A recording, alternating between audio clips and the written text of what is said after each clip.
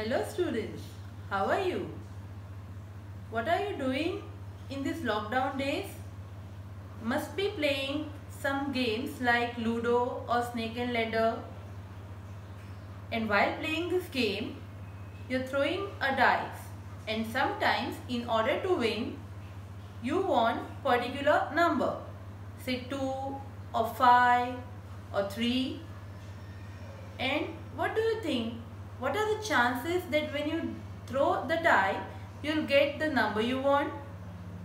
So yes, today we are going to learn about chances and probability. Last topic of chapter 5, data handling. Welcome to session 3, standard 8, chapter 5, data handling. Students, today we are going to discuss about chances and probability. There are many situations in life where we are not sure of the results of some events. Like when a coin is tossed, will it be head or tail? Will it rain today or not? So, a random experiment is one whose outcome cannot be predicted exactly in advance. So when we are talking about tossing a coin, then tossing a coin is a random experiment. And each outcome of an experiment or a collection of outcomes make an event. In other words, we can say one or more outcomes of an experiment make an event. So again, if we'll talk about tossing a coin, then there are two possible outcomes that are getting a head or a tail. But after the coin is tossed, then if it is a head, then it is an event. So one or more outcomes of an experiment make an event. So probability of an event is equal to number of outcomes that make an event divided by total number of outcomes of the experiment. I am repeating again, probability of an event is equal to number of outcomes that make an event upon total number of outcomes of the experiment. Next is, when we are tossing a coin, we don't know what the outcome will be. But there is certainty that either it will be head or tail. So again here, tossing a coin is an experiment and getting a head or a tail are two possible outcomes.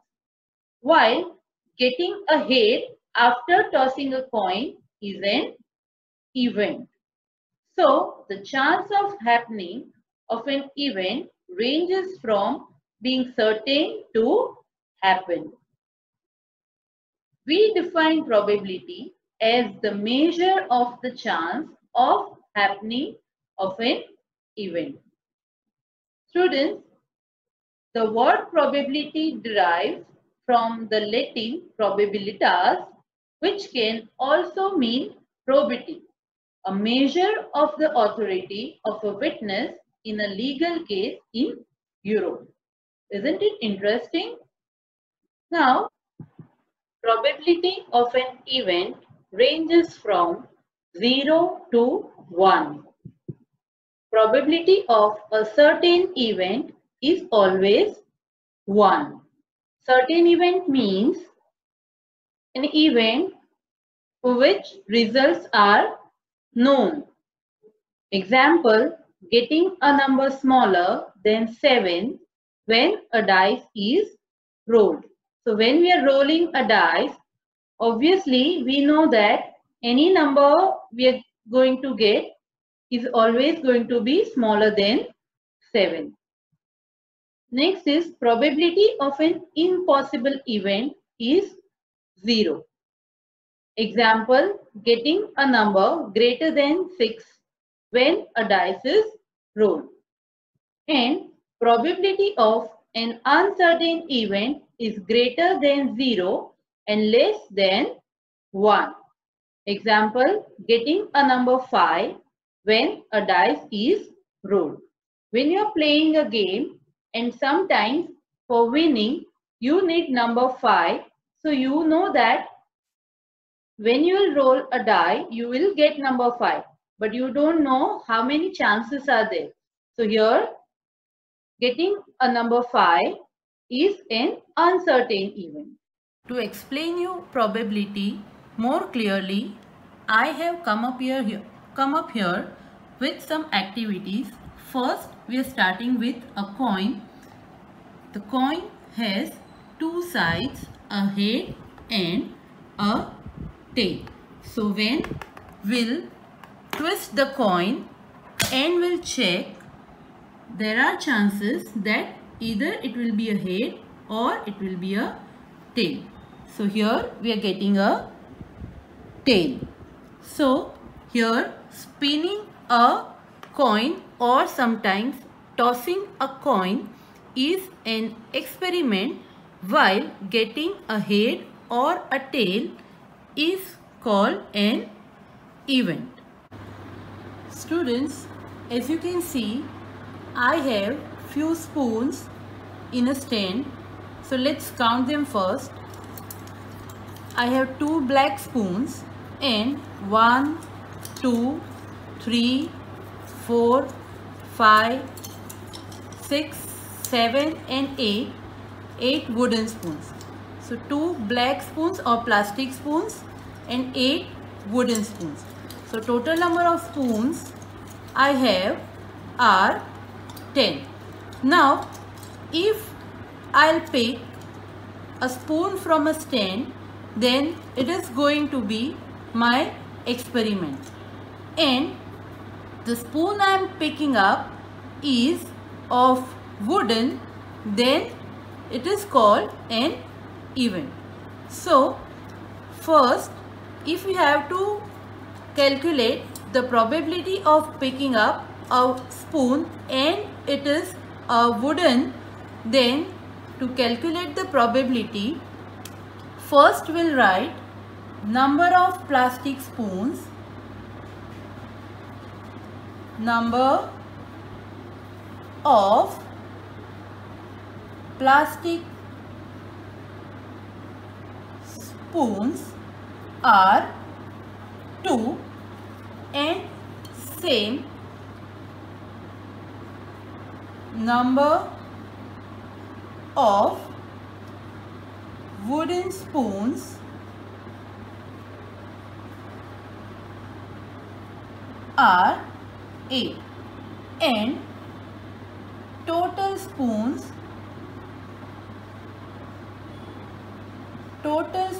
we have are 2 plus 8, that is 10. Now as I said, picking up a spoon is an experiment and picking up a wooden spoon is an event. Now whenever we are carrying out any experiment and we are talking about an event, picking about anything, whether it is a spoon, a ball or a candy, keep in mind this picking up is always going to be blindfolded. So I am not choosing, I am just picking up it as such without any choice. So this thing you have to keep in mind. Whenever I am saying that I am picking up, that means I am doing it blindfoldedly. So here, because total number of wooden spoon I have over here are 8. Suppose I am picking up a spoon and the spoon I am getting in my hand is of wooden, then obviously it will be out of this 8 spoons only. And if I am giving a name of that event, that picking up a wooden spoon is W, then probability of W, that is say P of W, is equal to number of wooden spoons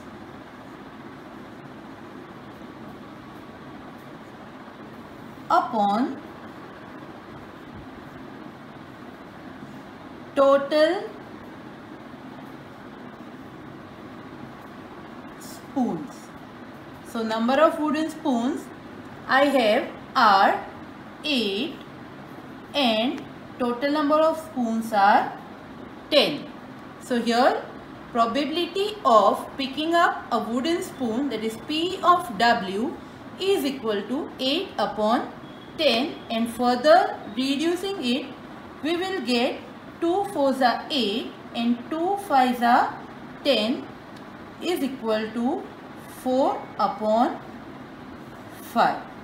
So probability of an event when the event is picking up a wooden spoon is equal to 4 upon 5.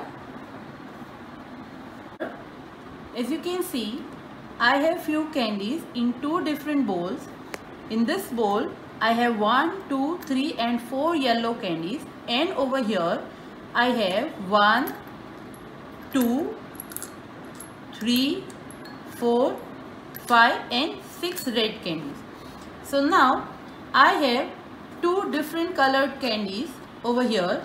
Now again the experiment will be picking up a candy randomly. Again, randomly means I am picking up a candy blindfoldedly without any choice. Okay, whenever we are using word randomly means we are picking up it blindfoldedly. So here, because number of red candies are 6 and number of yellow candies are 4, let's write them over here first. Red candies we have are 6 and yellow candies we have are 4, and total number of candies we have are 10. Now here there can be two events, then that the candy I am going to pick up is red, then we'll name it as event R for red candy and event yellow for picking up a yellow candy. So if we want to calculate the probability of picking up a red candy, then we will write it as P of R, R stands for red candy, then is equal to number of red candies upon total candies I have in a bowl. So number of red candies we have are 6 and total candies we have are 10. So further reducing it, 3 2s are 6 and 5 2s are 10. So it is equal to 3 upon 5.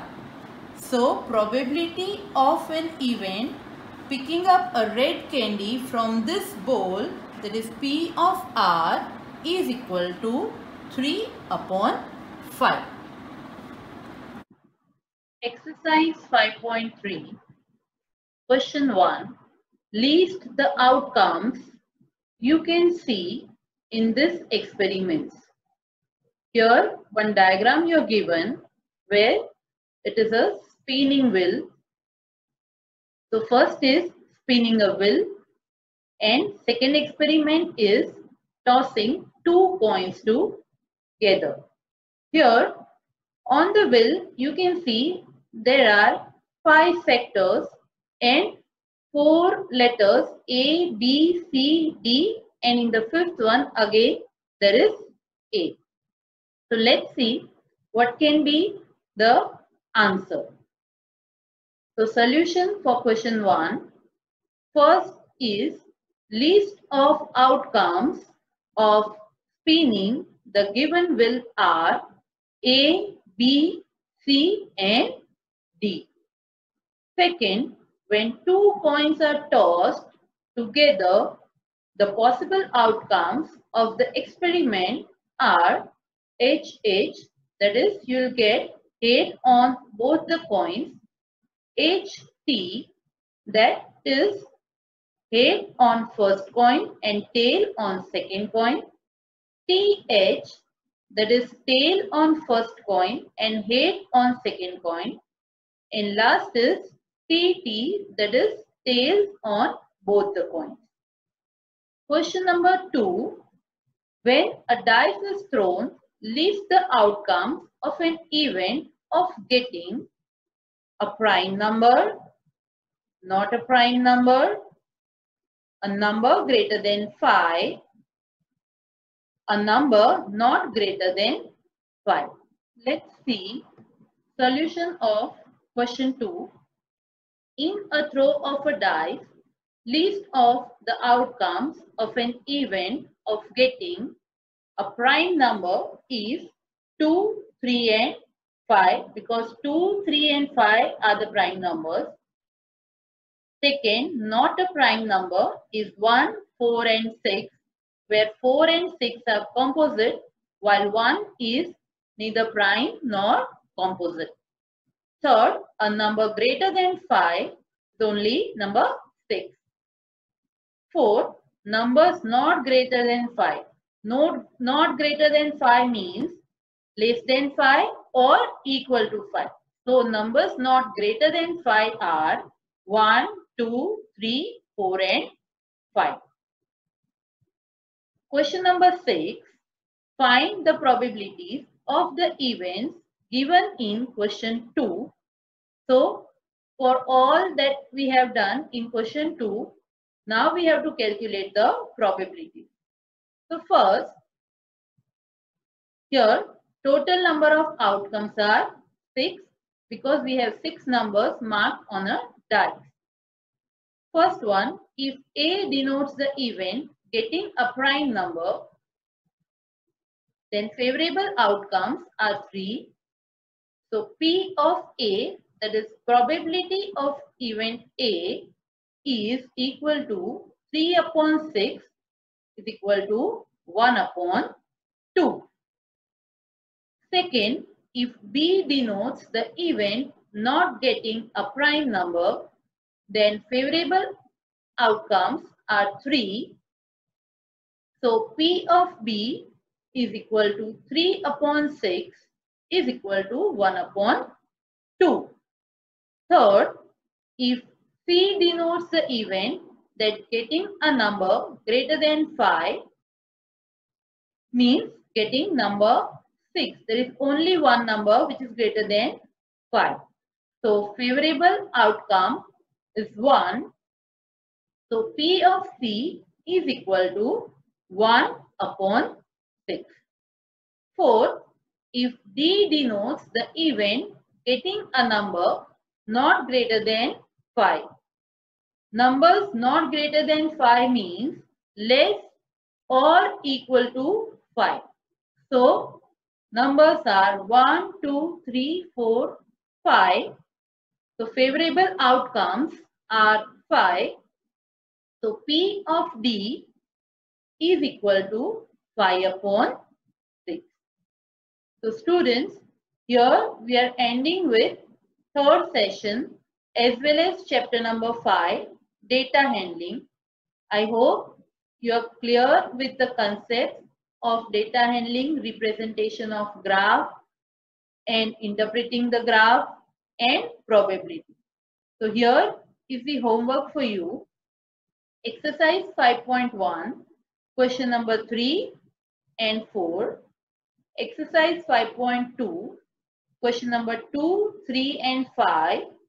And exercise 5.3, question number 3, 4 and 5. So we are done with today. So goodbye all of you and please take care of yourself.